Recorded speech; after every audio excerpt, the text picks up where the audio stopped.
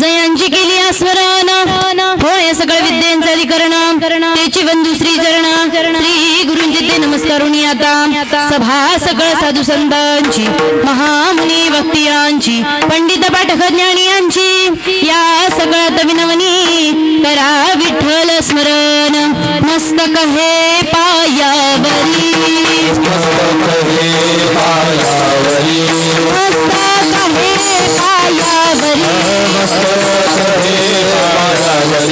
यावर करी संतांचा यावर करी संतांचा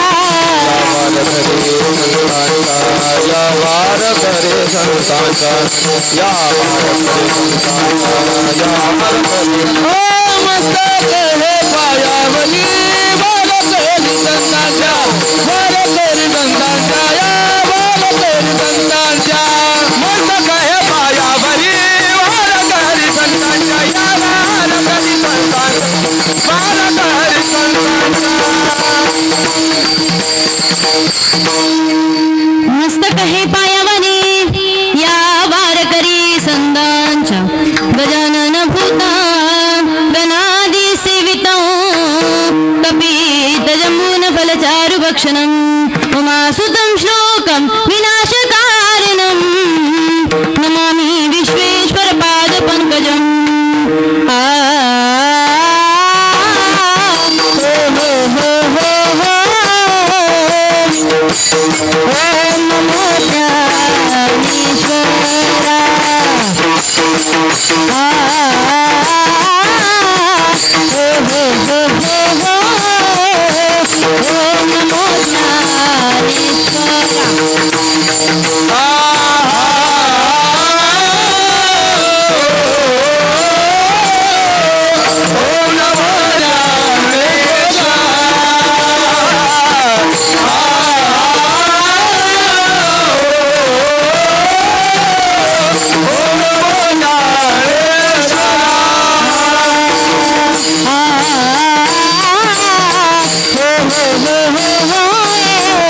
ओम नमो ज्ञानेश्वरा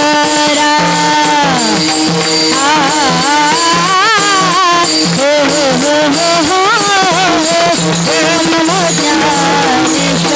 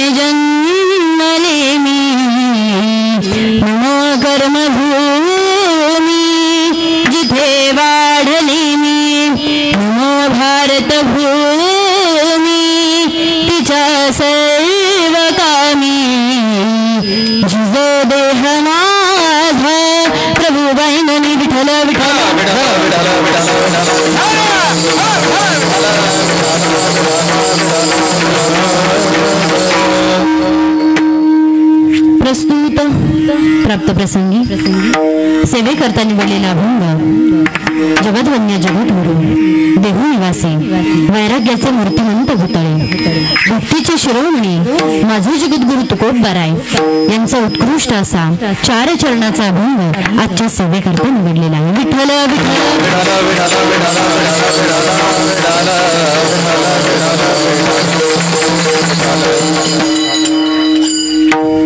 कार्यक्रमाचं आयोजन काय, कार्यक्रमाचं नियोजन काय हे आपणा सर्वांना ठाऊकच आहे, पण अल्पसा परिहार देणं हे वक्त्याचं आद्य कर्तव्य आहे. परात्पर परमात्मा परमराज्य परमरसिक भक्तवंचल कल्पतरू भक्तवंचल दीनबंधू आज या ठिकाणी कैलासवासी बायडाबाई नामदेव कचरे यांच्या प्रथम पुण्यस्मरणानिमित्त असलेली ही कीर्तनरूपी सेवा माझ्यासारख्या अल्पज्ञानी पामराच्या वाटेला आली. मी माझं परमभाग्य समजते. विठ्ठल विठ्ठल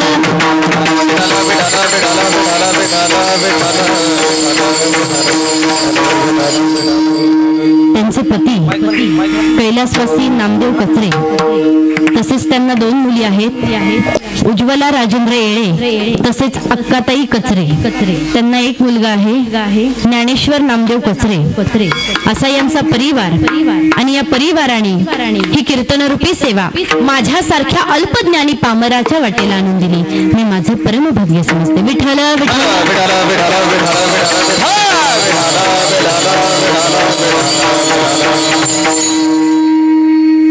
अहो पहिला नमस्कार त्या देवाला ज्याने ही सृष्टी निर्माण केली. अहो पहिला नमस्कार त्या देवाला ज्याने ही सृष्टी निर्माण केली. दुसरा नमस्कार माझ्या आई वडिलांना ज्यांनी मला जन्म दिला. दुसरा नमस्कार माझ्या आई वडिलांना ज्यांनी मला जन्म दिला. तिसरा नमस्कार माझ्या गुरुवर्यांना ज्यांनी मला ज्ञान दिलं. तिसरा नमस्कार माझ्या गुरुवर्यांना ज्यांनी मला ज्ञान दिलं. आणि चौथा नमस्कार समस्त या कचरे कुटुंबियांना तुम्ही मला कीर्तन करण्याची संधी दिली. विठ्ठल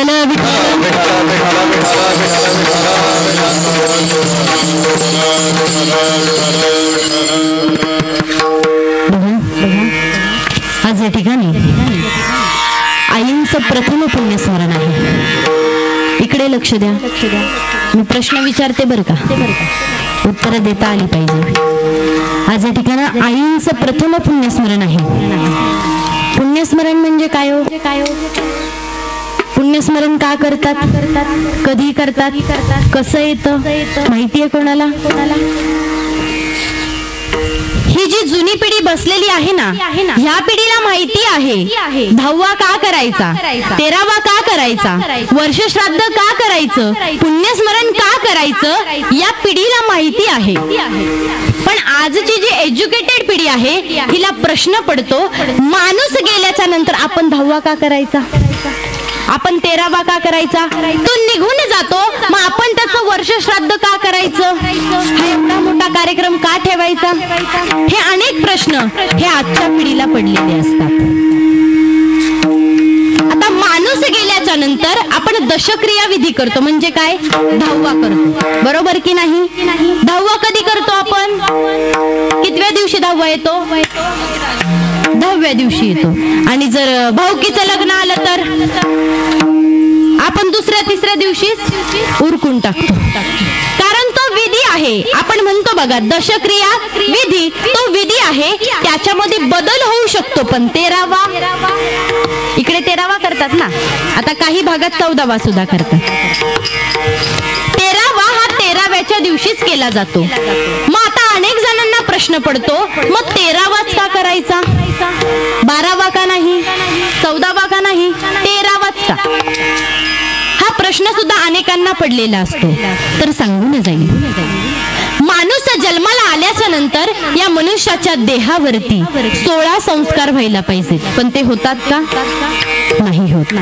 प्रामुख्याने 3 सांगितलेले आहेत. एक म्हणजे जन्माचा, दुसरा म्हणजे विवाहाचा आणि तिसरा म्हणजे मृत्यूचा. प्रामुख्याने 3 सांगितलेले आहेत. मग मला सांगा 16 मधून 3 गेले किती? 13. मग राहिलेले जे 13 संस्कार असतात ना, ते 13व्याच्या दिवशी केले जातात. कळालं? आता 13वा का करतात? 13वा झाल्याच्या नंतर हा देह कुठे जातो? प्रवास इथपर्यंत थांबतो का? नाही थांबत. कुठे जात असेल व हा देह? हा देह वैतरणी नदीवरती जातो. वैतरणी नदी म्हणजे काय?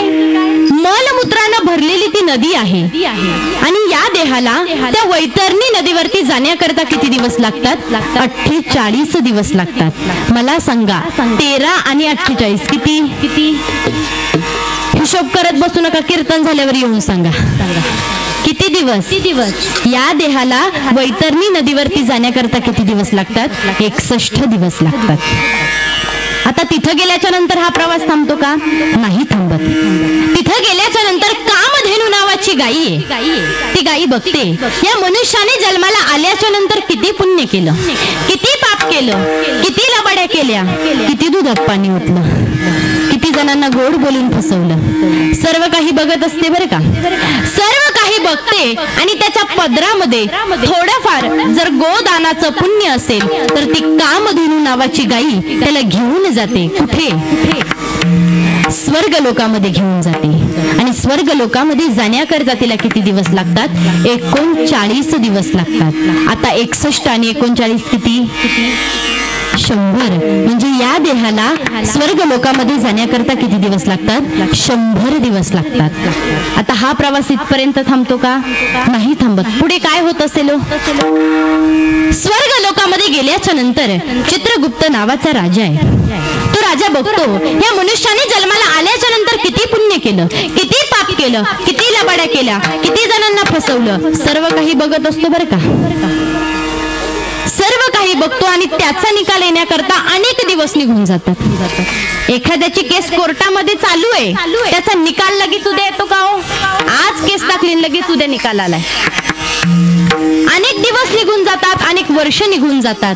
तसं वरती गेल्याच्या नंतर तो चित्रगुप्त नावाचा जो राजा आहे ना, तो सर्व काही बघत असतो आणि त्याचा निकाल येण्याकरता किती दिवस लागतात?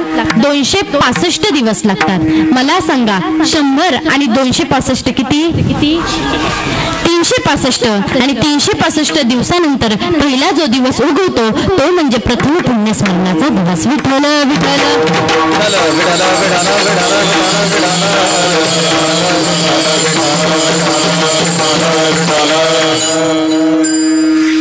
कळालं आता? पुण्यस्मरण असं येत असतं बघा. हे सगळे विधी असतील, हे सर्व जे शास्त्र असतील ना, ते आपल्याला करावीच लागतात. आज या ठिकाणी आईंचं प्रथम पुण्यस्मरण आहे, त्यानिमित्त ही कीर्तन सेवा आहे. भव्य दिव्य कीर्तन सोहळा आहे. सर्व काही चांगलं आहे. मग याच्यातलं आईंना काहीच मिळणार नाही. कीर्तन कशासाठी आहे? हा जो कीर्तनाचा कार्यक्रम आहे याच्यामधलं आईंना काहीच मिळणार नाही, पण आईनं जे आपल्यासाठी केलं ना, त्याच्यामधून आपल्याला उतराई व्हायचे, म्हणून हा कीर्तनाचा कार्यक्रम आहे. आणि कीर्तन हे गेलेत त्यांच्याकरिता मुळीच नाही, जे जाणारे त्यांच्याकरिता आहे. आज जो अभंग घेतलेला आहे हा अभंग तुकाराम महाराजांचा आहे. तुकाराम महाराज या अभंगामध्ये छोटासा उपदेश या जीवाला करताय. आता तुम्ही म्हणताल जीव जीवाला उपदेश करू शकत नाही का? करू शकतो, पण तो हिताचा करत नाही. म्हणून संत तुकाराम महाराज या अभंगामध्ये या जीवाला छोटासा उपदेश करतायत. जीवन जगत असताना माणसाला कळत नाही आपलं हित काय, आपलं अहित काय. मग या जगाला हित सांगण्याकरिता संत महात्मे आले. आम्ही वैकुंठवासी आलो याची कारणासी. आम्ही वैकुंठवासी आलो याची कारणासी.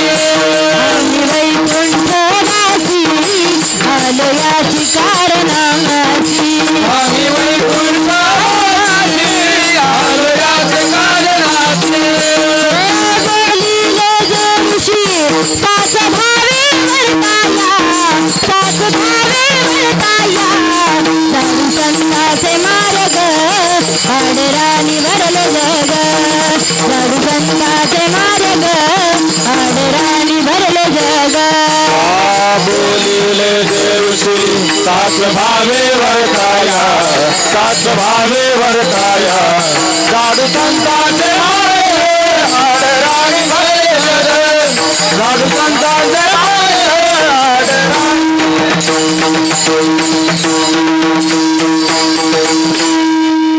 आम्ही वैकुंठवासी आलो याची कारणासी. बोलिले जे ऋषी साच भावे वर्ताया. तुकाराम महाराज म्हणतात आम्ही वैकुंठवासी या मृत्यू लोकामध्ये आलो कशाकरिता? ऋषी मुनींना जो मार्ग दाखवला तो मार्ग दाखवण्याकरिता संत महात्मे आले. तसं या अभंगामध्ये तुकाराम महाराज या जीवाला छोटासा उपदेश करतायत. काय म्हणतायत तुकाराम महाराज? क्षणोक्षणी हाची करावा विचार, तरावया पार भवसिंधू. तुम्ही क्षणाक्षणाला विचार करा. कोणता विचार करा? तरावया पार भवसिंधू. ही भवसिंधू आपल्याला पार करून जायची आहे, हाच तुम्ही प्रत्येक क्षणाला विचार करा. कारण नाशिवंत देह जाणार सकळ. हा देह नाशिवंत आहे, नाशिवान आहे, याचा काही भरोसा नाही. कधी ना कधी तो जाणार आहे. म्हणून तुम्ही काय करा? संत समागमे धरावी आवडी, करावी तातडी परमार्थाची. या देहाचा भरोसा नाही म्हणून तुम्ही काय करा, संत संगतीची आवड तुम्ही मनामध्ये धारण करा आणि या परमार्थाची तातडी करा. पुढे जाऊन सांगितलंय तुका म्हणे इह लोकेच्या व्यवहारे नका डोळे धुरे भरून राहू. एखाद्याला थोडंफार जर यायला लागलं ना की त्याला काय निर्माण होतो, अहंकार निर्माण होतो. तो काय म्हणतो,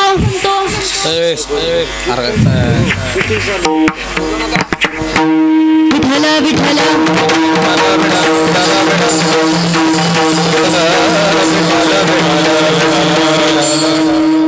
मी काय सांगते तुम्हाला, एखाद्याला थोडंफार जर यायला लागलं ना तर त्याला काय निर्माण होतो, अहंकार निर्माण होतो. मग ते काय म्हणतात, आमच्या सारखा मृदुंगाचार्य. तुम्हाला नाही म्हणत बरं का महाराज, काय काय जण म्हणतात आमच्या सारखा गायनाचार्य. आता गायनात कधी आचार्य येतो का हो? तुम्हाला पण नाही म्हणत बरं का महाराज.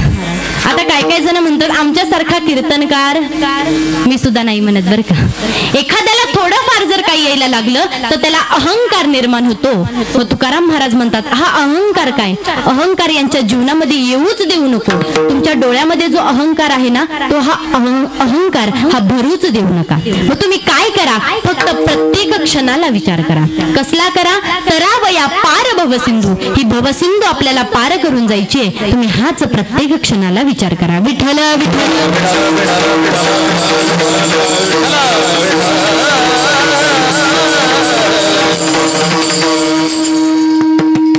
अभंगामधून छोटासा उद्देश या जीवाला केलेला आहे. मी मगाशीच सांगितलं, आम्ही वैकुंठवासी आलो याची कारणासी, बोलिले जे ऋषी साच भावे वर्ताया. जगाच्या कल्याण संतांच्या विभूती, जगाच्या कल्याण संतांच्या विभूती, जगाच्या कल्याण संतांच्या विभूती, जगाच्या कल्याण संतांच्या विभूती. देह कष्टादिती परोपकारी, देह कष्टादिती परोपकारी, जगाच्या कल्याण संतांच्या विभूती, जगाच्या कल्याण संतांच्या विभूती.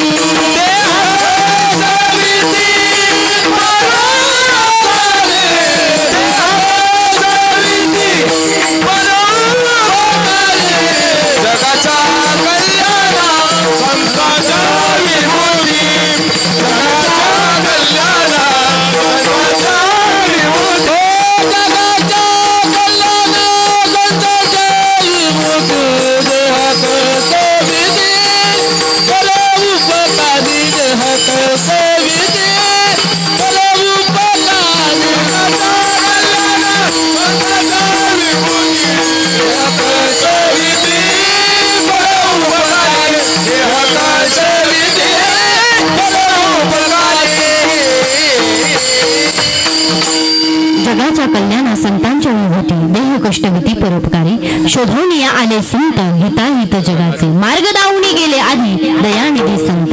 हरिप्राप्तीसी उपाय धरावे संतांचे ते पाय. अनेक प्रमाण देता येते. संत महात्मे आले, उपदेश देण्याकरता आले, करुणा करता आले. तुकाराम महाराजांनी बघितलं, सगळीकडे बघितलं, सगळेजण नुसते संसार करतायत. देवाचं भजन कोण करत नाही, त्याचं कीर्तन कोण करत नाही, त्याची मनोभावना कोण करत नाहीये. या जगाकडे पाहिलं आणि या जीवाला छोटासा उपदेश केला. या समाजामध्ये अनेक प्रकारची माणसं आपल्याला बघायला मिळतात बरं का. अनेक प्रकारची माणसं या समाजामध्ये आहेत. पहिला प्रकार असा आहे जो स्वार्थाचाही विचार करत नाही आणि परार्थाचाही करत नाही. म्हणजे स्वतःचंही कल्याण नाही आणि दुसऱ्याचंही नाही. ज्ञानोबराय सांगतात, आपण अंगे जळे आणि नागवी जगाचे डोळे, पतंग जैसा सळे दीपाचे. काय सांगितलंय? पतंग नावाचा किडा आहे, माहितीये सर्वांना. तुम्ही मला घाबरलेत का? मग नाराज आहेत का तुम्ही माझ्यावर? मग बोलत चला, विठ्ठल विठ्ठल.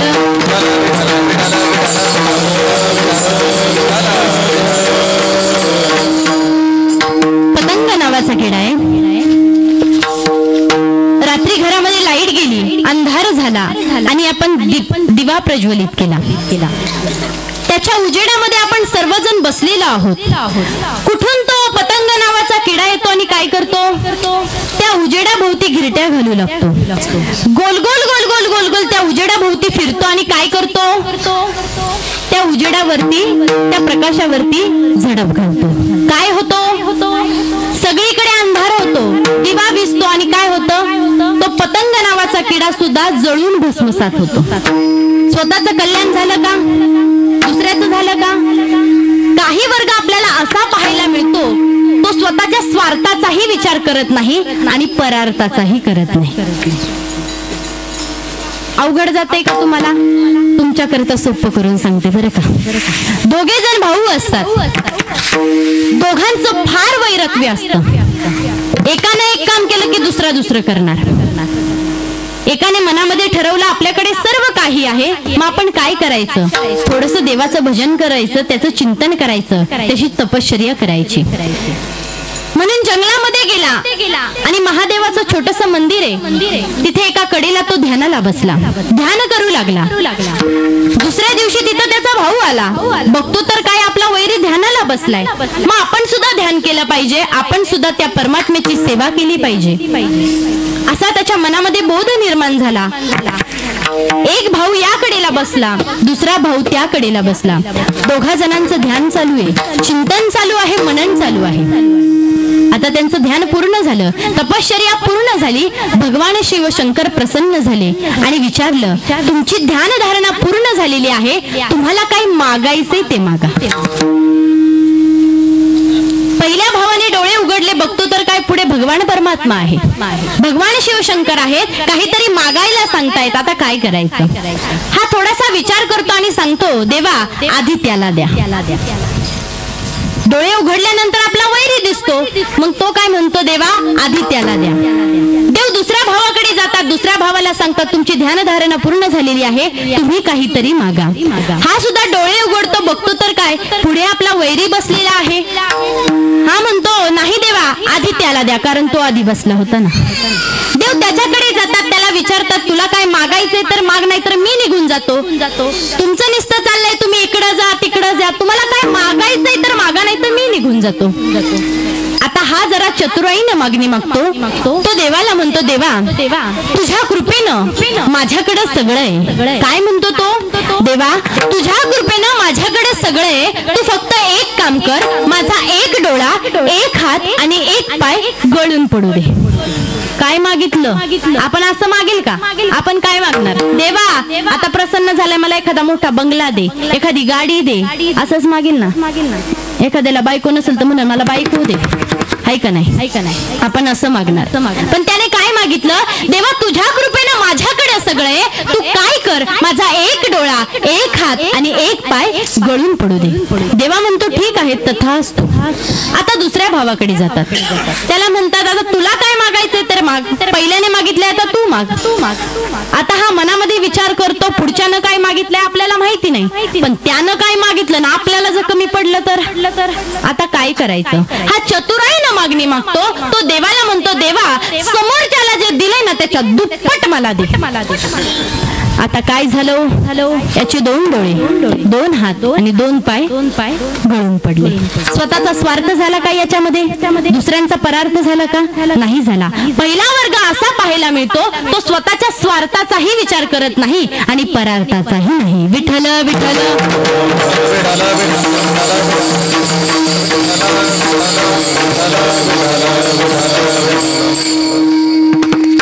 दुसरा वर्ग आपल्याला असा पाहायला मिळतो, तो फक्त स्वतःच्या स्वार्थाचा विचार करतो, फक्त स्वतःचा स्वार्थ बघतो. तो काय म्हणतो, तुझी दाढी जळाली तरी चालेल, पण माझी बिडी पेटू दे बाबा. तुझं वाटुळ झालं तरी चालेल, पण माझं चांगलं होऊ दे. फक्त स्वतःचा स्वार्थ बघणार, दुसऱ्यांचं कल्याण नाही. हा दुसरा वर्ग. तिसरा वर्ग असा आहे, हा स्वार्थही साधून घेतो आणि परार्थही साधून घेतो. कोणता वर्ग असेल होतो? फेडीत पाप ताप, फुकीत तिरीचे पादक, समुद्रा जाय आप गंगे जैशी. काय सांगितले? ज्ञानोबरायांनी सांगितले बघा. गंगा माता आहे, गंगा माता माणसं जी आहे ना ती स्वतःचा स्वार्थही साधून घेते आणि स्वतःचा परार्थही साधून घेते. कसं काय हो?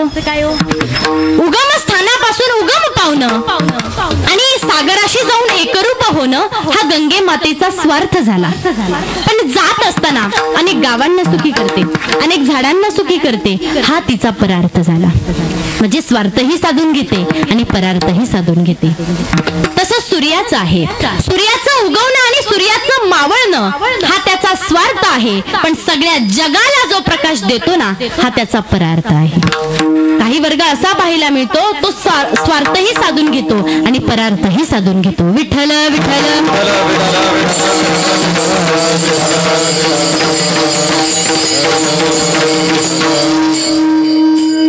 आणि चौथा वर्ग असा पाहायला मिळतो हा स्वार्थाचा विचारच करत नाही, पण परार्थाचा विचार केल्याशिवाय राहत नाही. त्याला संत असं म्हणतात. काय म्हणतात तो संतांना? काय संतांची व्याख्या काय नक्की? दुसऱ्याच्या दुःखानं जो दुःखी होतो ना त्याला संत म्हणा. दुसऱ्याच्या आनंदानं जो आनंदी होतो ना त्याला संत म्हणा. आणि दुसऱ्याच्या आनंदानं ज्याच्या पोटात दुखतं ना त्याला माणूस म्हणा. बरोबर की नाही? काय सांगितलंय? दुसऱ्याच्या आनंदानं जो आनंदी होतो तो संत, दुसऱ्याच्या दुःखानं जो दुःखी होतो तो संत. संत निस्ता स्वार्थाचा विचार करत नाही, परार्थाचा विचार करतात. जगाला माहिती नाही आपलं हित काय, आपलं अहित काय. मग जगाला हित सांगण्याकरिता संत महात्मे आले. पण संतांनी नेमकं केलं तरी काय?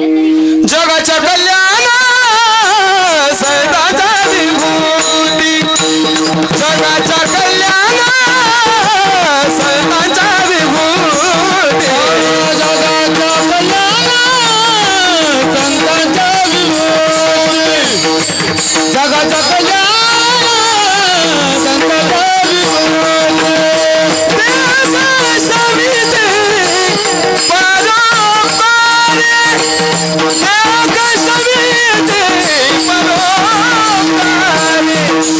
जगाच्या कल्याण संतांचा विभूती, जगाच्या कल्याण संतांचा विभूती. जगाच्या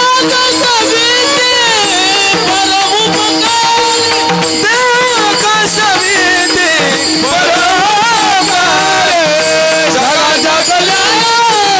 संतांचा विभूती, जगाच्या कल्याण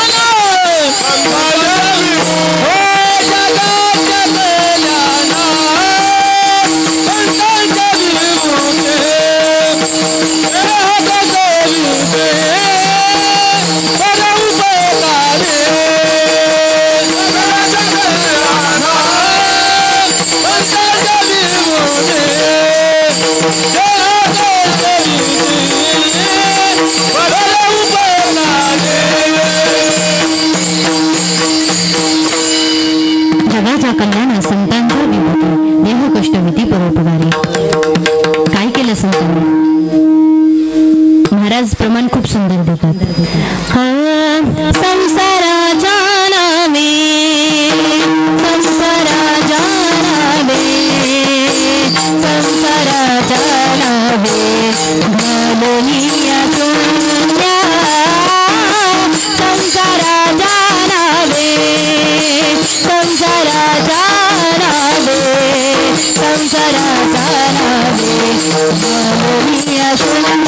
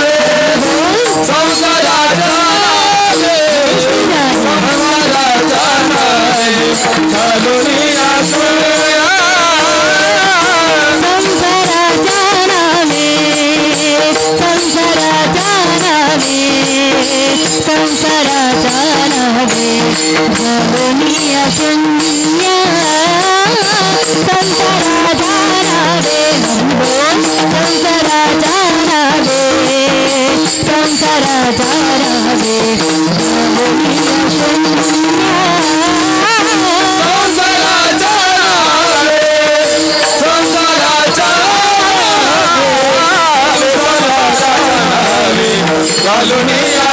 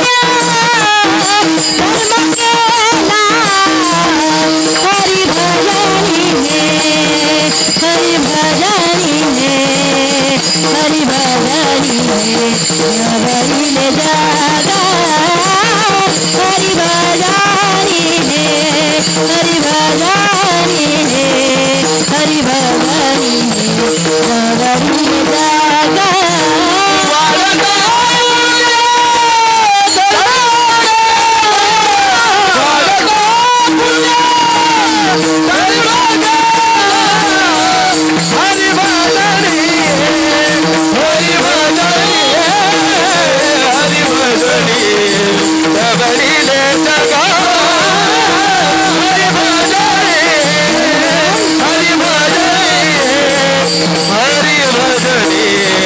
ढवळीले जग ढवळीले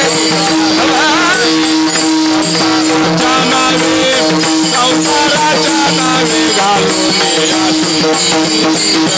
संसाराच्या नावे संसाराच्या नावे घालून वाढता धर्म केला धर्म हरी भजने हरी भजने ढवळीले जग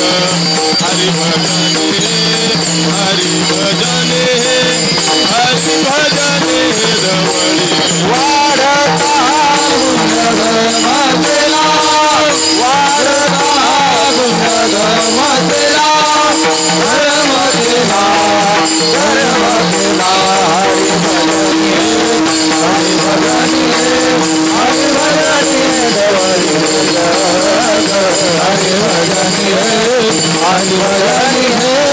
हरी भजने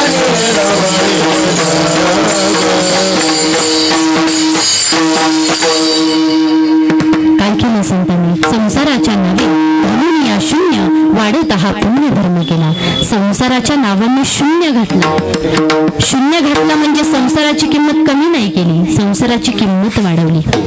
शून्य म्हणजे काहीच नाही आणि शून्य म्हणजे खूप काही होतं बरं का. शून्याला काही किंमत आहे का? नाही. पण शून्याच्या मागे जर एक लिहिला तर शून्याची किंमत वाढते का कमी होते? वाढते. कितीने वाढते? 9ने वाढते बरं का. शून्य म्हणजे काहीच नाही, शून्य म्हणजे खूप काही असतं बरं का. संसाराच्या नावे घालून या शून्य घातलं म्हणजे संसाराची किंमत कमी नाही केली तर संसाराची किंमत वाढवली. आणि वाढवून काय केलं? वाढत हा पुण्य. हरिभजनी हे ढवळीले जग, हरिभजनामध्ये हे जग ढवळून काढलं आणि चुकविला लाग कळी काळाचा लाग चुकविला. तुकाराम महाराजांनी या जगाकडे बघितलं. सर्व काही जी लोक आहेत सगळी माणसं आहेत नुसते संसार करतायत. देवाकडे कोणाचं लक्ष नाही, त्याचं भजन कोण करत नाहीये, त्याचं कीर्तन कोण करत नाही. मग या जगाला सांगितलं पाहिजे माणसांचं ऐकत नाही. म्हणून आपण जर काही उपदेश या जीवाला केला तर हा जीव नक्कीच ऐकेल. म्हणून तुकाराम महाराज अभंगाच्या पहिल्या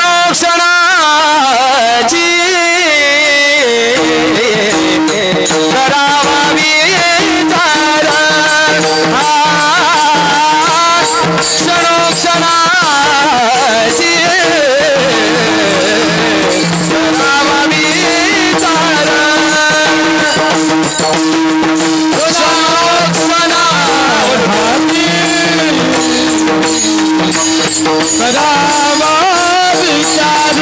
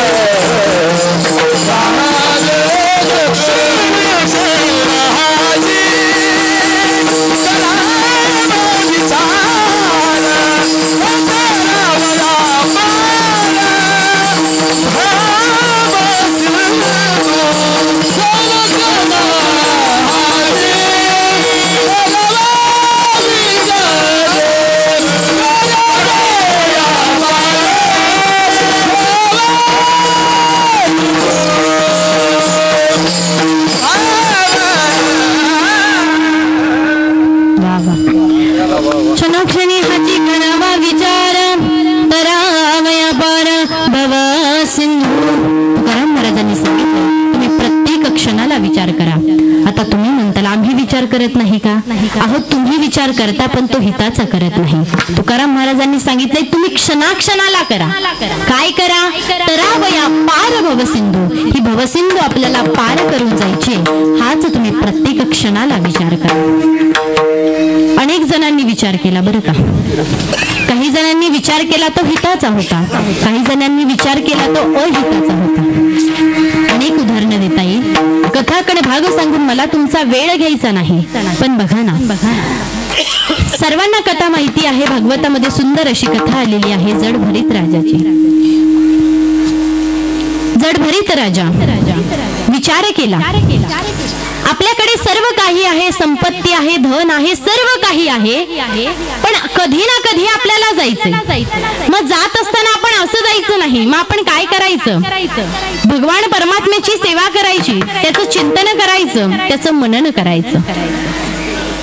असा विचार केल्याच्या बरोबर त्या क्षणी त्या राजाला वैराग्य निर्माण झालं. तो तिथून उठला, जंगलामध्ये गेला. कुठे गेला? गंडकी नावाची नदी आहे, त्याच्या काठावरती तो ध्यान करू लागला. ध्यान करत असताना अनेक दिवस निघून गेले. राजा ध्यानाला बसलेला आहे, पण काय झालं? त्या गंडकी नदीमध्ये एका हरणीचा गर्भपात झाला. ते लहानसं असं पाडस आहे, ते वाहत वाहत वाहत खालच्या दिशेने असं चाललेलं आहे. त्या राजाचं लक्ष त्या पाडसाकडे जातं. लहानसं असं ते पाडस आहे, त्याचं लक्ष त्या पाडसाकडे जातो. राजा त्या जागेवरून उठतो, त्या पाडसाला आपल्या जवळ घेतो आणि त्याला सांभाळू लागतो, त्याला खाऊ पिऊ घालू लागतो. दोघांचं नातं इतकं घट्ट होतं की ते हरण असतं ना, ते अंगाखांद्यावरती खेळायचं, लाडानं प्रेमानं त्याचं अंग चाटायचं. इतकं त्यांच्यामध्ये प्रेम निर्माण झालं, माया निर्माण झाला, मोह निर्माण झाला. विचार करून आला होता आपल्याला देवाची भक्ती करायची, देवाचं चिंतन करायचंय, पण सगळं विसरून गेला आणि त्या हरणासोबत खेळू लागला, त्याच्यामध्ये रमून गेला. पण काही दिवसानं त्या जंगलामध्ये हरणांचा कळप आला. आता दुधामध्ये दूध ओतल्यानंतर दुधाने दुधामध्ये मिसळून जावं, पाण्यामध्ये पाणी ओतल्यानंतर पाण्याने पाण्यामध्ये जसं मिसळून जावं, तसं हे हरिण त्या हरणांमध्ये मिसळून गेलं. त्यांच्यासोबत इतकं लांब निघून गेलं, ते परत आलंच नाही. इकडे राजाचं ध्यानामध्ये मन लागेना, ध्यान करतोय पण ध्यानामध्ये मन लागेना. समोर नुसतं ते हरिण दिसतंय. काय करायचं आता? राजाचा शेवटचा क्षण जवळ आला. राजाला आता जायचंय, पण मनामध्ये फक्त हरणाचा विचार करून आला होता एक, पण तिथं आल्यानंतर वेगळा विचार केला. शेवटच्या क्षणाला हरणाचा विचार केला, म्हणून भागवताने सुंदर सांगितले, हरणाचा विचार केला म्हणून जन्म सुद्धा हरणाचा मिळाला. घाला तो घातला वासनीने, घाला तो घातला वासनीने,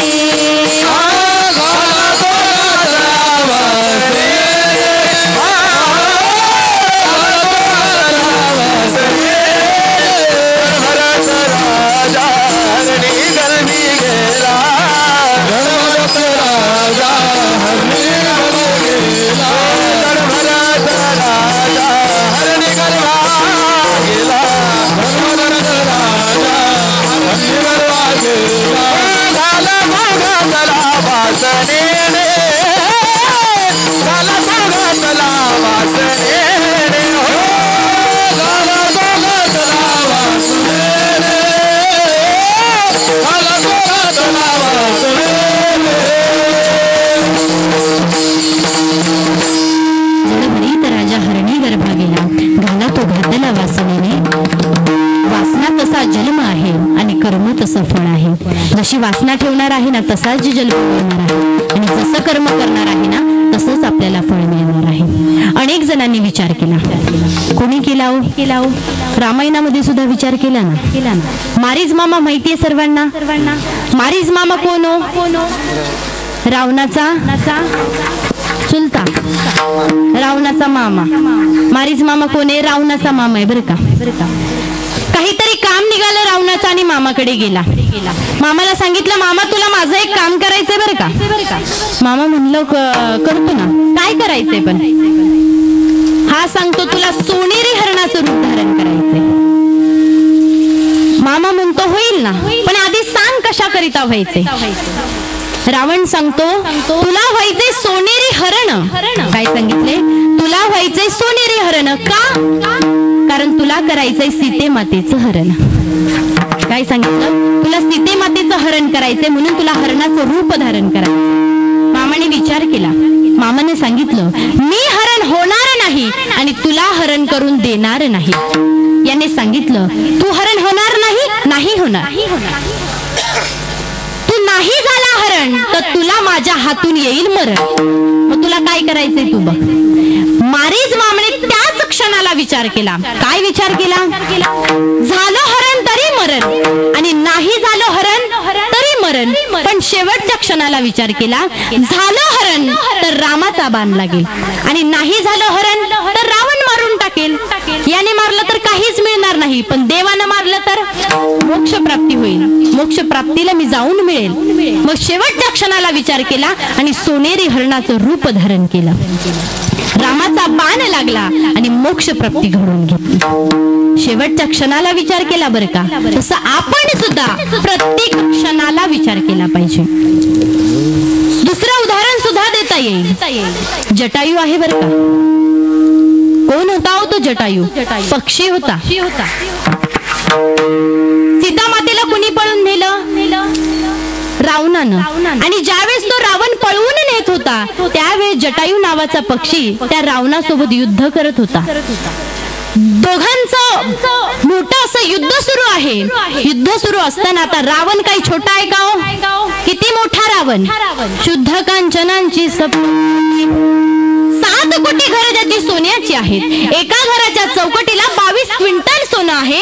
मग मला सांगा 7 कोटी घरांच्या चौकटीला किती क्विंटल सोनं असेल. हिशोब करत बसू नका. कीर्तन झाल्यावर येऊन सांगा. इतका मोठा रावण. सगळे देव ज्याच्या बंदीखान्यामध्ये आहेत. अहो माझ्या गणपती बाप्पानं रावणाच्या घरी गाढवं वळण्याचं काम करावं. किती मोठा रावण. असं दोघांचं युद्ध सुरू आहे. जटायूचं आणि रावणाचं युद्ध सुरू असताना त्या रावणाने जटायूचे पंख छाटले. अंगामधून रक्त येतंय. तो जटायू आता खाली पडला. उडण्याचं सामर्थ्य राहिलेले नाही. पंख नाहीत. आता काय करायचं. शेवटच्या क्षणी विचार केला. काय विचार केला. आता आपल्याला जायचंय. काही क्षणात माझा जीव जाणार आहे, पण आपण असं जायचं नाही. मग आपण काय करायचं. देवाचं भजन करायचं. कारण सांगितले वासना तसा जन्म. शेवटच्या क्षणाला विचार केला आणि देवाचं भजन करू लागला. काय भजन केलं. राजा राम राम राम सीता राम राम राम. राजा राम राम राम सीता राम राम राम. राजा राम राम राम सीता राम राम राम. राजा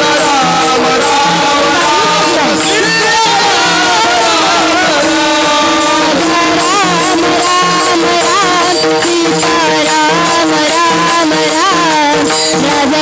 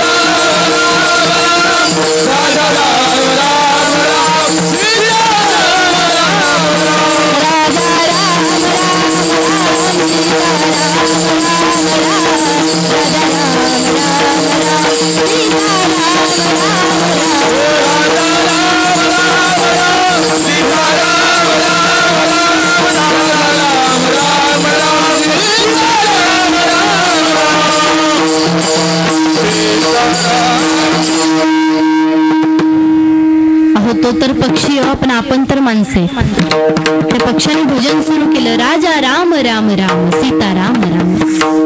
भजन सुरू असताना भगवान परमात्मा श्री राम प्रभू आपल्या सीता मातेला शोधतायत. सगळीकडे विचारतायत, झाडांना विचारतायत, वेलींना विचारतायत, माझी सीता कुणी बघितली का? सगळ्यांना विचारतोय, माझ्या सीतेला कुणी पाहिलं का? आणि शोध घेत असताना हा जटायू वाटेमध्ये पडलेला आहे. याची अशी अवस्था कोणी केली हे विचारण्यासाठी भगवान श्री राम प्रभू खाली बसतात. त्याचं डोकं आपल्या मांडीवरती घेतात. कोणाचं? जटायूचं. त्याचं डोकं आपल्या मांडीवरती घेतात आणि विचारतात, ही अशी अवस्था तुझी कोणी केली? पहिल्यांदा जटायू म्हणतात, देवा मला माफ करा. सीता मातेला त्या रावणानं पळवून नेलं. मी त्या रावणासोबत युद्ध करत होतो, पण युद्ध करत असताना माझे पंख त्याने छाटले. माझ्या अंगामधून रक्त येतंय. आता काही क्षणात माझा जीव जाणार आहे. देवा मला माफ करा, मी मातेला वाचवू शकलो नाही. त्यावेळेस देवाने सांगितलं, तुम्ही चिंता करू नका, तुम्हाला नवीन पंख देतो, उडण्याचं सामर्थ्य देतो, तुम्हाला सर्व काही देतो. पण जटायूनं शेवटच्या क्षणाला विचार केला आणि देवाला सांगितलं, देवा माझे पंख तुटलेले आहेत, अंग माझं रक्तबंबाळ झालंय, उडण्याचं सामर्थ्य माझ्याकडे नाहीये. मग देवा आता मला तू काहीच देऊ नको, फक्त आता एक काम कर, थोडस तीर्थ माझ्या तोंडामध्ये टाक आणि मला मोक्ष प्राप्ती घडवून दे. शेवटच्या क्षणाला विचार केला. त्याने पंख घेतले नाहीत, त्याने उडण्याचं सामर्थ्य घेतलं नाही. देवाच्या हातनं थोडस तीर्थ घेतलं आणि त्याने देह सोडला. शेवटच्या क्षणाला विचार केला, अहो दशरथ राजा, सर्व काही होतं ना, शेवटी राम राम करून त्याला मरावं लागलं. स्वतःच्या वडिलांच्या अंतकाळी रामप्रभू जवळ नव्हते, जटायूच्या जवळ होते. म्हणून जटायूने सांगितलं, देवा मला आता काहीच नको, फक्त तोंडामध्ये थोडस तीर्थ टाका आणि मला मोक्ष प्राप्ती घडून द्या. शेवटच्या क्षणाला विचार केला आणि मोक्ष प्राप्ती घडून घेतली. मग आपण सुद्धा प्रत्येक क्षणाला विचार केला पाहिजे. आता तुम्ही म्हणताल, ताई अजून आम्हाला लय आयुष्य आहे, 100 वर्षाचं आयुष्य आम्हाला, आम्ही आता काय आमचं 40-50 वय, काय काय जणांचं 70 असेल. ते म्हणतात आम्ही 90 वर्षाचे झाल्यावर विचार करू. पण याचा काय भरोसा आहे का हो? अहो 20 वर्षाच्या मुलाला सुद्धा अटॅक येतोय आणि वरती जातोय. काय भरोसा आहे याचा? क्षणभंगुर नाही भरवसा, वारे सावध थोडा महापासा,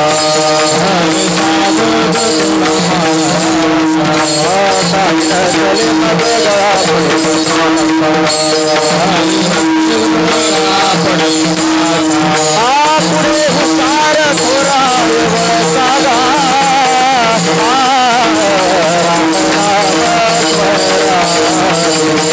राम नाम थोरा, हुशार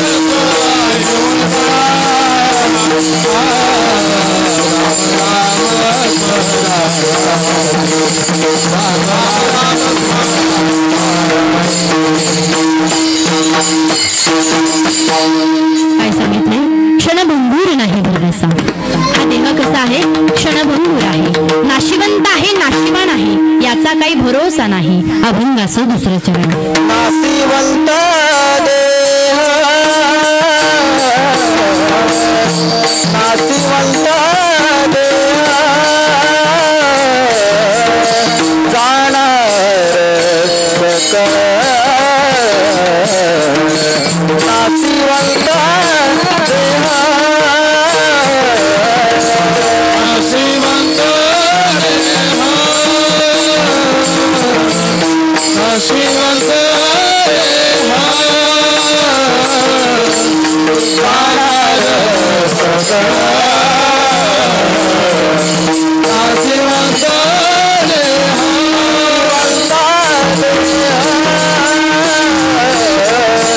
नाशिवंत देह, जाणार सकळ, नाशिवंत देह, नाशिवंत देह, नाशिवंत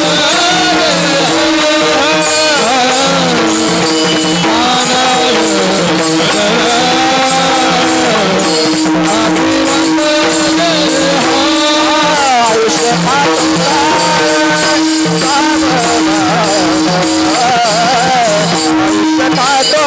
सावधान आयुष्य खातो काळ सावधान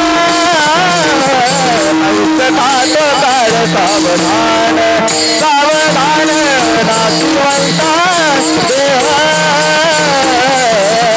नाशिवंता देह जाणार सकळ नाशिवंता देह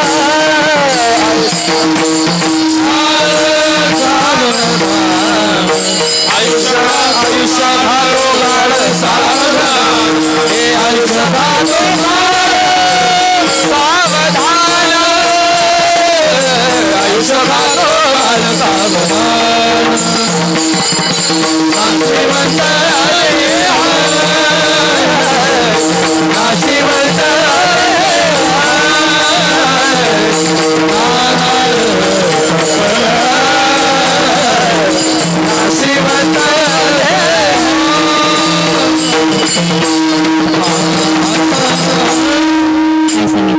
नाशिवंत देह जाणार सकळ आयुष्य खातो काळ सावधान. नाशिवंत आहे नाशिवंत आहे मग आपण काय केलं पाहिजे याचा भरोसा नाहीये. मग आपण काय केलं पाहिजे जोपर्यंत आपण आहे तोपर्यंत त्या देवाची सेवा केली पाहिजे त्याचं चिंतन केलं पाहिजे. काय सांगितले संत समागमे धरावी आवडी. संत संगतीची आवड आपण मनामध्ये धारण केली पाहिजे आणि आपण परमार्थाची तातडी केली पाहिजे. प्रत्येक संतानं काही ना काही दिलंय आपल्याला बरं का. या अभंगामध्ये तुकाराम महाराज काय सांगताय क्षणोक्षणी हाची करावा विचार. सगळ्या संतांना काही ना काही आपल्याला उपदेश केलेला आहे. ज्ञानोबरायांनी केला तुकोबरायांनी केला नामदेव महाराजांनी केला एकनाथ महाराजांनी केला तसंच आपल्या बाळूमामांनी सुद्धा केला. काय केला हो बाळूमामा वैदा वैदा वैदा त्यान मेल्या केल्या वैदा वैदा बाळूमामा वैदा वैदा वैदा त्यान मेल्या केल्या वैदा वैदा बाळूमामा वैदा वैदा वैदा त्यान मेल्या केल्या वैदा वैदा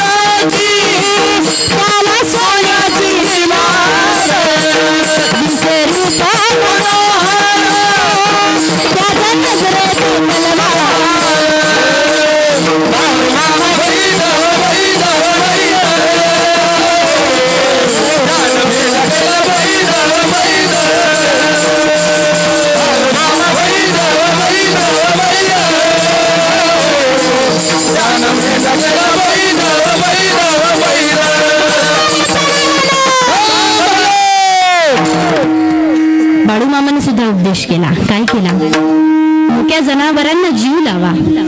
प्रत्येक संतानं काही ना काही उपदेश केलेला आहे.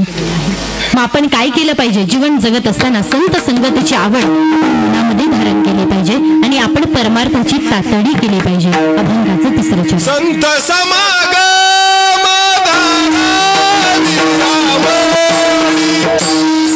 संत समागम धारावी आवडी संत समागम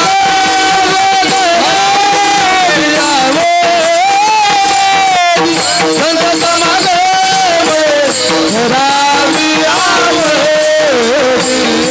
संत समागम धारावी आवडी संत समागम करावी आवड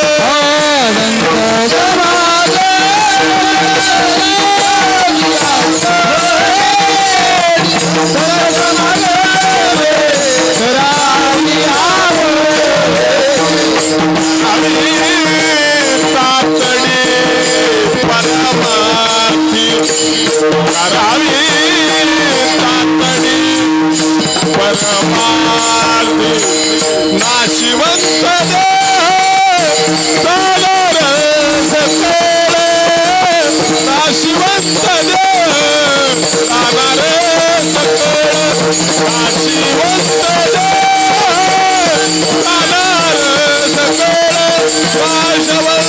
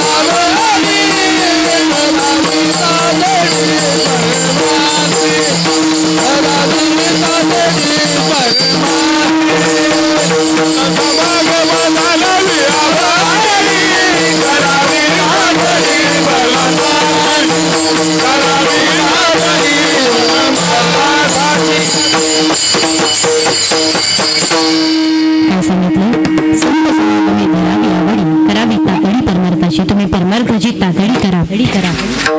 आपण कीर्तनाला आलोय की नाही? आपण कीर्तनाला आलो म्हणजे टाळी तर वाजलीच पाहिजे. माझ्या भगवान परमात्म्याचं नामस्मरण झालंच पाहिजे. सगळ्यांनी हात वरती करा. महिला मंडळ, पुरुष मंडळ, तरुण वर्ग, मागे बसलेले सर्वांनी हात वरती करा. टाळकरी सोडू, मृदुंगाचार्य सोडू, सगळ्यांनी हात वरती करा. मागे सर्वांनी हात वरती करा. तिकडे आजी, असेच ठेवा आता 2 तास. जे तुम्हाला गडवे बोलले तेच तुमचे गोडवे गातील.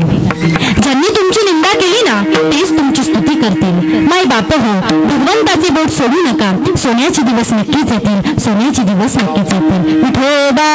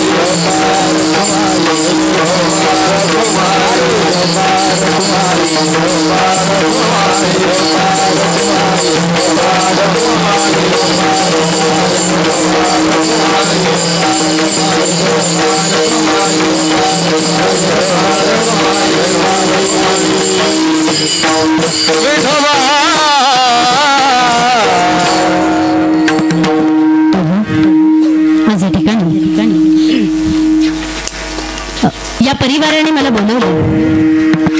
सुंदर असा हार माझ्या गळ्यामध्ये घातला. सांगून जाईल स्वर्गवासी झाल्याच्या नंतर, वैकुंठवासी झाल्याच्या नंतर कुणीही गळ्यामध्ये हार घालतं. बरोबर की नाही?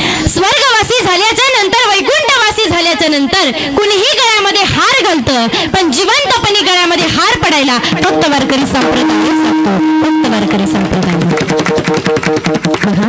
आज जो अभंग घेतलेला आहे हा तुकाराम महाराजांचा आहे. तुकाराम महाराज अगदी सोपं सांगतायत. तुम्ही काय करा, प्रत्येक क्षणाला विचार करा. ही भवसिंधू आपल्याला पार करून जायची. हाच तुम्ही प्रत्येक क्षणाला विचार करा. कारण हा देह नाशिवंत आहे, नाशिवान आहे. म्हणून तुम्ही काय करा, संत संगतीची आवड तुम्ही मनामध्ये धारण करा. आणि काय करा, तुम्ही परमार्थाची तातडी करा. आणि हे करत असताना हा अहंकार रूपी जो धूर आहे हा डोळ्यामध्ये भरू देऊ नका. हेच महाराज अभंगाच्या शेवटच्या चरणात तुका म्हणे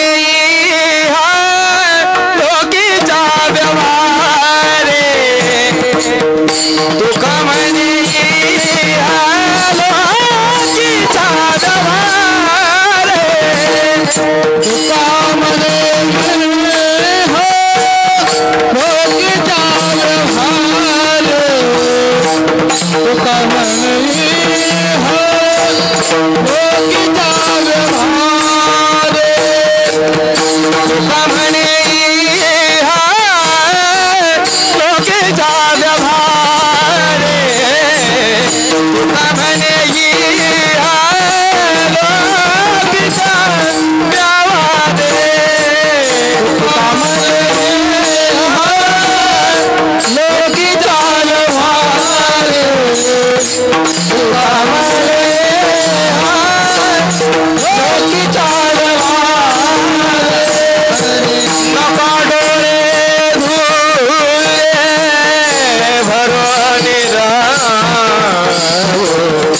नका डोळे धुरे भरणी राहू नशिवंत देह जाणार सकळ नशिवंत देह जाणार सकळ नका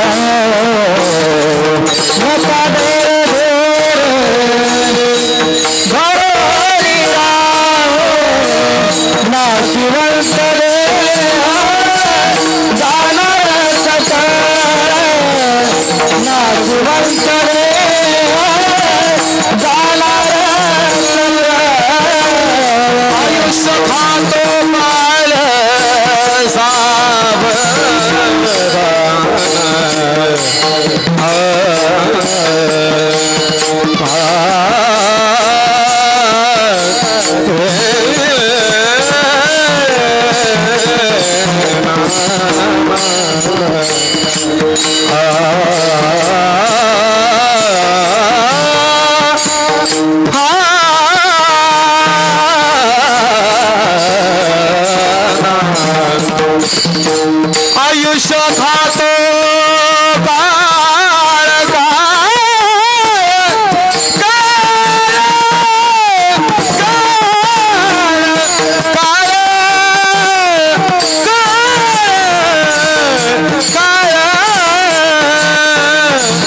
आयुष्य खातो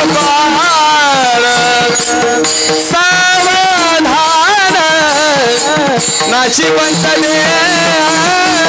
जाणार सकळ नाशिवंत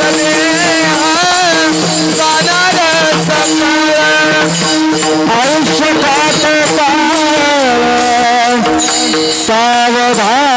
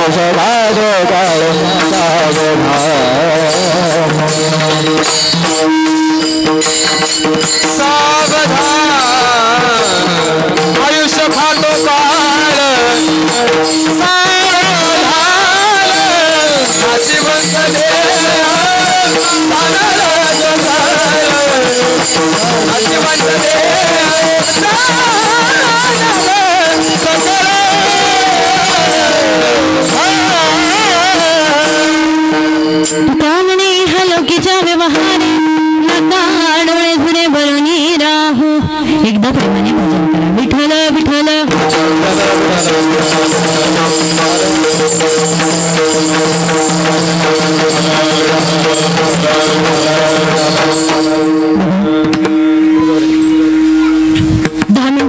चालतील का? मी माझ्या प्रत्येक कीर्तनात सांगत असते, आई वडिलांची सेवा करा. आज या ठिकाणी कैलासवासी बाईडाबाई नामदेव कचरे त्यांच्या प्रथम पुण्यस्मरणानिमित्त असलेली ही कीर्तनरूपी सेवा असेल. आईंविषयी सांगावं तितकं कमी आहे. अत्यंत मनमिळावू स्वभावाची आई आज आपल्यातून निघून गेलेल्या आहेत. आले देवाजीच्या मनात तेथे कोणाचे चालेना. एकदा त्याच्या मनात आलं की तो काहीही करू शकतो. आज आपल्यात आई गेलेल्या आहेत, त्यांच्यासाठी 2 ओळी मी आवर्जून म्हणतो. गेले दिगंबर ईश्वर विभूती, गेले दिगंबर ईश्वर विभूती,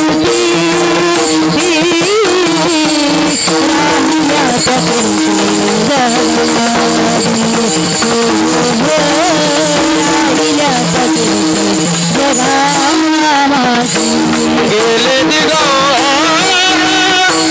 ईश्वर विभूती, गेले दिगंबर ईश्वर विभूती, राहिला त्या कीर्ती जगा माझी, जगा माझी, राहिला त्या कीर्ती जगा माझी.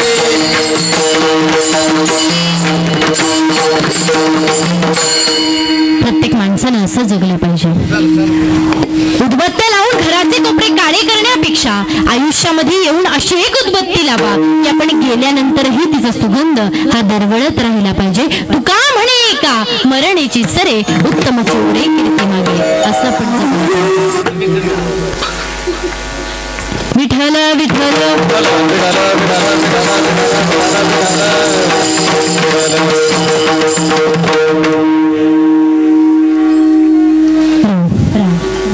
बघा, मी माझ्या प्रत्येक कीर्तनात सांगत असते, आई वडिलांची सेवा करा. आई वडील काय नाही हो करत आपल्यासाठी.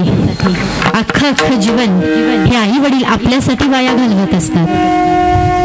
अहो पाऊस पडत असतो, हातांना चटके बसत असतात, पण ती आई त्या चटक्याचा त्या धुराचा विचार करत नाही. आई विचार करते, माझ्या बाबाला माझ्या बाळाला शाळेत जायचंय, त्याला भाकरी करून दिलीच पाहिजे. आई कशाचाही विचार करत नाही. पण तोच मुलगा मोठा झाल्यावर म्हणतो, बोल आई बोल, तुझ्या दुधाची किंमत काय. दुधाची किंमत सांगता येईल का? आईच्या दुधाची किंमत ही कधीच सांगू शकत नाही. अहो आजकालची मुलं आई वडिलांना उलट बोलतात. त्या आईला म्हणतात, माझ्या आईला काही कळत नाही. तिला जर कळालं नसतं तर लहानपणी तुमच्या डोळ्यामध्ये काजळ घालण्याच्या ऐवजी तिने मिरची वाटून घातली असते. तुम्ही म्हणता तिला काही कळत नाही. किती प्रेम करते हो त्या लेकरावरती. आई लेकरावरती गर्भापासून प्रेम करते. बघत नाही गर्भामध्ये मुलगा आहे की मुलगी आहे, काहीच बघत नाही. निस्वार्थ प्रेम करते. आई लेकरावरती गर्भापासून प्रेम करते. अहो मुलीचं माहेर कुठपर्यंत चांगले, जोपर्यंत तिच्या माहेरामध्ये तिचे आई वडील आहेत ना, तोपर्यंत मुलीचं माहेर चांगले.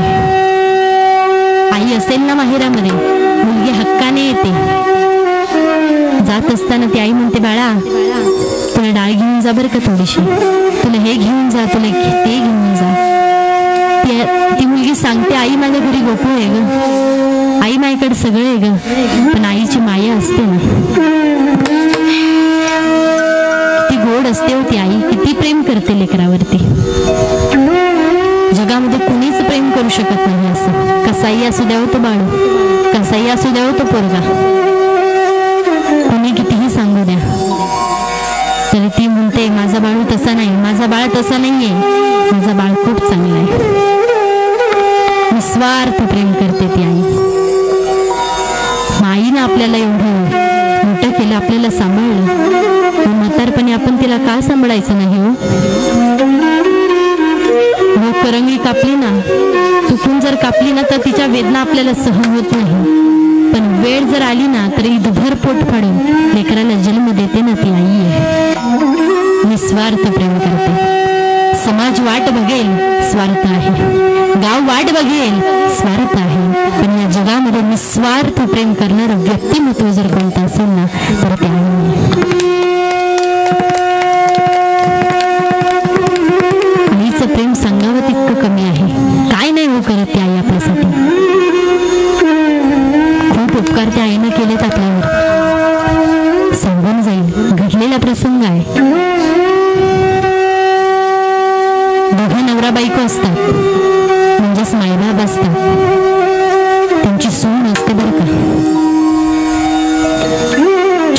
बाळ रडतं म्हणून सुनबाई पळत जातात त्या लेकराला घ्यायला.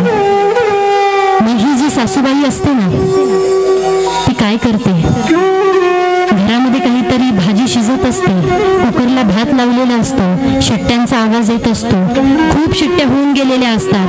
आता भात करपेल, परत सुनबाईची चिडचिड होईल म्हणून ती सासूबाई काय करते, ती आई काय करते, घरामध्ये पळत जाते, गॅस बंद करते आणि बाहेर पळत येत असताना त्या आईचा पाय घसरतो आणि खाली पडतो. काय होतं खाली पडल्याच्या नंतर? आईच्या डोक्याला मार लागतो, आईच्या डोक्यामधून रक्त येत, आई बेशुद्ध पडते. आता काय करायचं, मुलं घरी नसतात, कोणीच घरी नसतं. थोड्या वेळाने तिचा नवरा त्या ठिकाणी येतो आणि तिला घेऊन जातो. कुठे? हॉस्पिटलमध्ये घेऊन जातो.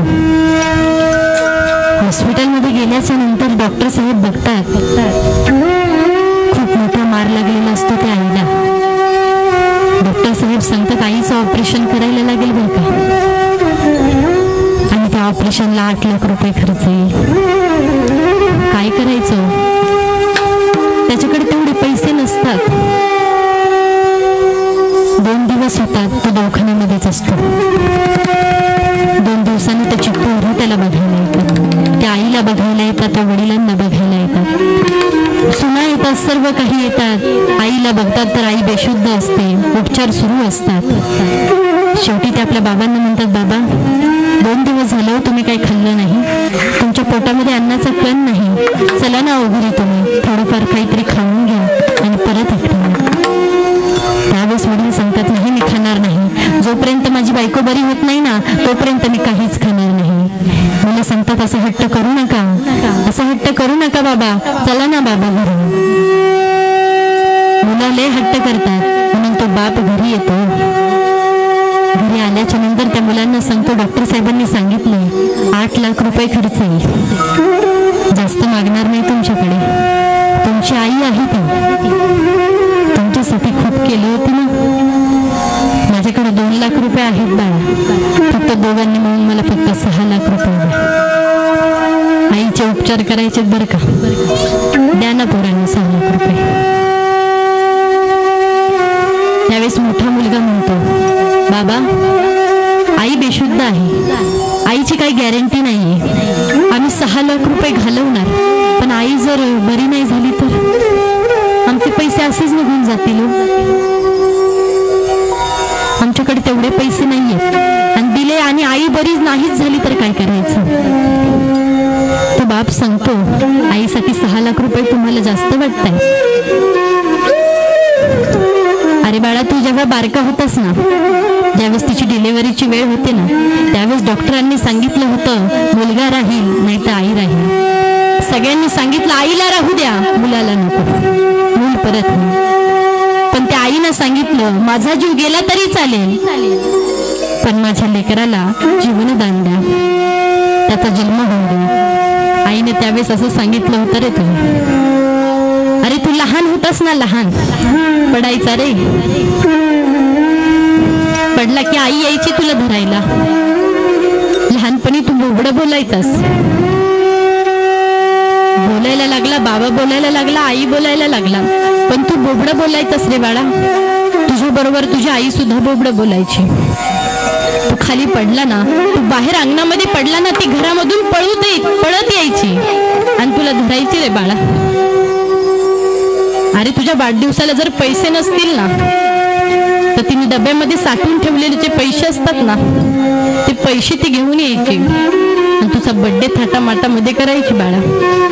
तिचा बर्थडे आपण कधी केला नाही, तूही नाही केला आणि मीही नाही केला. खूप केलं त्या आईनं तुझ्यासाठी, आणि तुम्ही 6 लाख रुपयांसाठी भांडत बसलाय. द्या ना पोराला. मोठा असं म्हणतो, छोट्याकडे जातो, छोट्याला म्हणतो बाळा तू तरी दे रे. छोटा सांगतो बाबा मला जमणार नाही, माझं आत्ताच लग्न झाले, मुलांची शिक्षण आहेत, मला सर्व काही बाकीचं बघायचंय, मी फ्लॅट घेतलाय त्याचे हप्ते आहेत, मी पैसे देऊ शकत नाही. किती केलं असेल त्या आईनं त्या लेकरांसाठी, पण दोन्ही पोरं नकार देतात. बाप ढसा ढसा रडू लागतो. आता काय करायचं, लेकरं तर पैसे देत नाहीयेत. आता आपल्या हक्काची जमीन आहे, ती जमीन विकायची आणि आपल्या बायकोला जीवनदान द्यायचं, कशी असू द्या, ती म्हातारी असू द्या. गावामध्ये जातो, जमीन बघतो, 2 एकरचा फ्लॅट असतो, विकायला काढल्याच्या नंतर तलाठी ऑफिसमध्ये जातो, स्वतः सही करतो. नंतर मुलं येतात, मुलं आल्याच्या नंतर तो कागद वाचतात. तर आता त्याची खरेदी करणार होता तो बाप. मुलांनी नकार दिला, आम्ही सह्या करणार नाहीत, ही सगळी जमीन काही तुमची नाही, आम्हाला सुद्धा पाहिजे. तो बाप म्हणतो असं करू नका रो, असं करू नका, तुम्ही पैसे पण देत नाहीयेत, आता मी जमीन विकतोय ती सुद्धा तुम्ही घेताय, मला माझ्या बायकोला जीवनदान द्यायचंय, तुम्ही देत नाही मला तरी देऊ द्या, असं नका करू. पोरांना सह्या करा. पोरं ऐकायला तयार नाही. तो बाप ओरडतोय, अरे पोरं सह्या करा, ओ सह्या करा ना. पोरं ऐकायला तयार नाही, गाडी घेतात आणि निघून जातात. तो ढसा रडतोय, आता काय करायचं? बायको हॉस्पिटलमध्ये बेशुद्ध पडलेली आहे, काय करायचं आता आपण? सगळे पर्याय संपलेले असतात, पण एक पर्याय समोर दिसतो आणि त्या बापाचा एक मित्र असतो, व्यापारी मित्र, त्याच्याकडे जातो, त्याला विनंती करतो, मला 6 लाख रुपये तेवढे द्या, माझी बायको बरी झाली ना तर मला व्याजासकट परत देतो. तो व्यापारी सुद्धा चांगला असतो, त्याला मदत करतो. ठीक आहे म्हणतो, तुला 6 लाख रुपये देतो, पण आज देत नाही, उद्या देतो. आज रात्रभर माझ्या घरी राहा, उद्या आपण 2घे जण सोबत जाऊ. म्हणतो ठीक आहे. थोडा वेळ झोपतो, 5-10 मिनिटं झोपतो. रात्रीचे 1:30 वाजलेले असतात. उठतो आणि 1:30 वाजता आंघोळ करतो. तो व्यापारी सांगतो, बाबा रात्रीचे 1:30 वाजलेले आहेत, आता कुठे तुम्ही आंघोळ करताय? तो म्हणतो नाही 5 वाजलेले आहेत. तो म्हणतो अहो नाही बाबा 1:30 वाजलेले आहेत. नाही 5 वाजलेले आहेत. अहो बाबा बघा घड्याळामध्ये 1:30 वाजलेले आहेत. डोळ्याला डोळा लागे ना, फक्त त्या बायकोचा चेहरा समोर येतोय. आता काय करायचं? सकाळचा दिवस उजाडतो, सकाळचे 7 वाजतात आणि तो व्यापारी आणि तो बाप, तो मनुष्य दवाखान्यामध्ये जातो. दवाखान्यामध्ये गेल्याच्या नंतर त्या काउंटरवरती जातो. काउंटरवरती गेल्याच्या नंतर तिथे नर्स असते. त्या नर्सला सांगतो माझी फाईल काढा, बघा माझ्या बायकोचं नाव हे आहे. फाईल काढली जाते. फाईलमध्ये बघितलं जातं, हा तुम्ही 6 लाख रुपये भरा, आम्ही ऑपरेशन करून देऊ. 6 लाख रुपये वरती काढतो, पण तेवढ्यात दुसरी नर्स समोरून येते. त्या दुसऱ्या नर्सला नजरेमध्ये नजर घालून काहीतरी सांगत असते बरं का. ते सांगत असताना त्या नर्सला कळतं आता काय झालेलं आहे. तो बाप ते 6 लाख रुपये वरती काढतो, त्या दुसऱ्या नर्सला देतो. सगळ्यावरती सह्या होतात, सर्व काही होतं. पण आता दुसरी नर्स समोर येते आणि सांगते, बाबा एवढे पैसे कशाकरिता आणले हो तुम्ही? अहो माझ्या बायकोचं ऑपरेशन करायचं, मला तिला जीवनदान द्यायचंय. कशी असली ना तरी ती माझी बायको, मला तिला जीवनदान द्यायचंय. त्यावेळेस ती नर्स सांगते, सॉरी तुमची बायको आज या जगामध्ये नाहीये. लेकरांसाठी काय नसलो केलं तुम्ही, पण लेकरांनी त्या आईला साधे 6 लाख रुपये देऊ शकले नाहीत ती लेकरं. ज्यावेळेस त्या बापाला कळतो, तो म्हणतो नाही असं कधीच होणार नाही, माझी बायको गेली नसणार आहे. नाही हो, खरंच तुमची बायको गेली. किती यातना झाले असतील हो त्या बापाला. सांगण्याचा भाग इतकाच की आईनं आपल्यासाठी एवढं केलं ना, मग आपण सुद्धा आईसाठी काहीतरी केलं पाहिजे. खूप प्रेम करते आई. आईसारखं प्रेम या जगामध्ये कोणीच करू.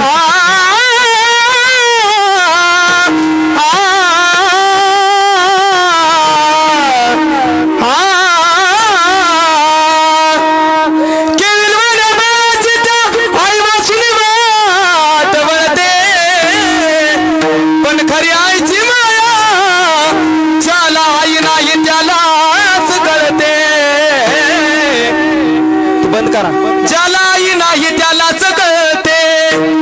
अगं चुकलं तुझं बाळ, रडत धाई धाई ग, रडत धाई धाई ग. ये ना माझे आई ग, ये ना माझे आई ग, ये ना माझे आई ग, ये ना माझे आई ग, ये ना माझे आई ग, ये ना माझे आई ग, ये ना माझे आई ग, ये ना माझे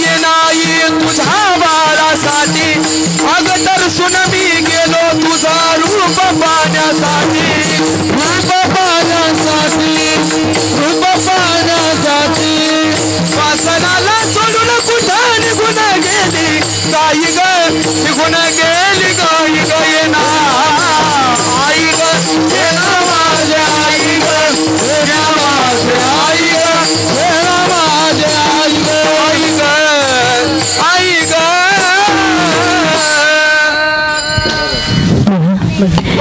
ज्याला हात नाही त्याला हाताची किंमत विचारा, ज्याला पाय नाही त्याला पायाची किंमत विचारा, आणि ज्याला आई वडील नाहीत ना त्यालाच त्याची किंमत विचारा.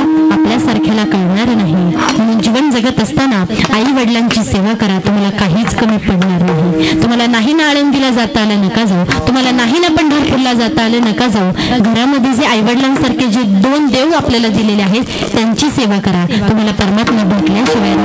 विठ्ठल विठ्ठल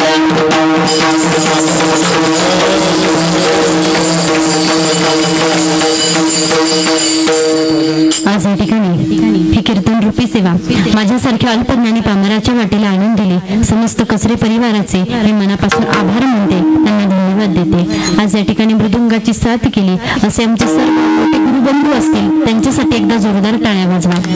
उत्तम असा मृदुंग त्यांनी वाजवलेला आहे.